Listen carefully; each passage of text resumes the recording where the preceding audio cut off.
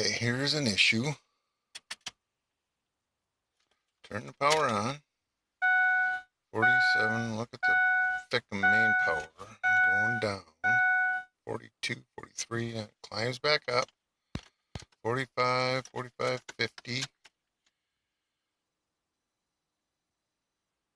Turn it over. Thickum logic. There it finally goes. It just seems like a long crank. Got plenty of power. I mean, the oil pump seems to be working fine.